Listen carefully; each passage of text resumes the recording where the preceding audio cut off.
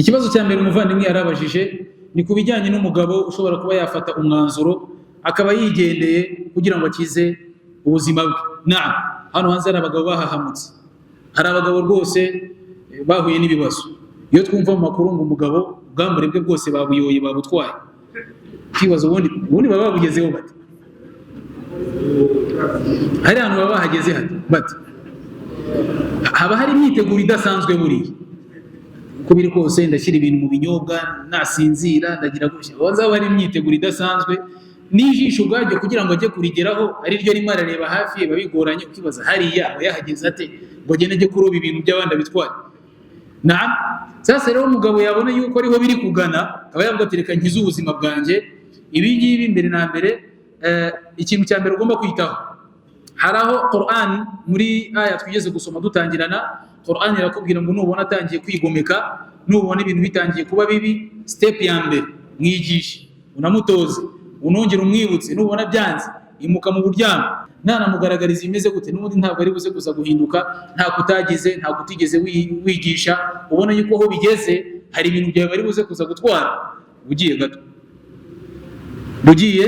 gato kugeza igihe ibintu bizatunganira, mukongera mugakora iki, mukongera mukiyunga. Biri kumvikana, ariko ntituzabone ibibazo ngo twese dushidukira gutekereza ngo dutandukane. Ntabwo ari nk'uko Qur'ani idutoza. Hanyuma ikindi, hari bamwe mu bagore hano hanze bize umuco mubi, bamwe na bamwe banakoze nikahi zitemewe mu Islam. We abona hari bitari kugenda neza mu rugo, agahita afata imyenda akazinga, agahita yitahira ku babyeyi be, akajyayo, yamara y'umwaka, yamara y'amezi, gusinyira umugore wuriya, tukumva ngo yakoze nikahi. Zira nikahi zitekuriye mu Islam ni haramu. Zira nikahi ni haramu. Nikahi ni amasezerano ativanaho cyangwa se atajya aba expired kugeza ba nyirayo bayavanyeho aya masezerano. Kandi ibivana aya masezerano kimwe mu bintu bine. Icya mbere at-talaq, kuba habayeho itaraka. Icya kabiri kuba habayeho khul'u, ibingibi turabizi cyane, kwiyaka umugore, kwiyaka umugabo we. Ikindi ni icyemezo gishobora kuba cyafatwa na qadi, abona ahantu ibintu bigeze, qadi agafata icyemezo, mutandukane gutya, agasohoza gutyo muri ubwo buryo. Icya nyuma al-maut, abantu kuba bashobora kuba umwe muri bo yapfa, uyu nguyu ashobora kurongora hariya n'undi akarongorwa ahangaha. Ariko ibyo bintu bine mvuze nta na kimwe cyabaye, kabone nubwo waba umaze umwaka udahura n'umugore wawe, udahura n'umugabo wawe, mu mategeko y'Ubusilamu bakiri umugore wawe.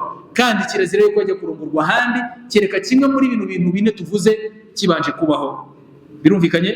Uyu mugore nanireshya akajya muri nikahi yindi, iyi ngiyi itari yavaho ngo muyivaneho, iriya nikahi ni haramu. Nta nubwo byitwa nikahi, ni ubusambanyi aslan.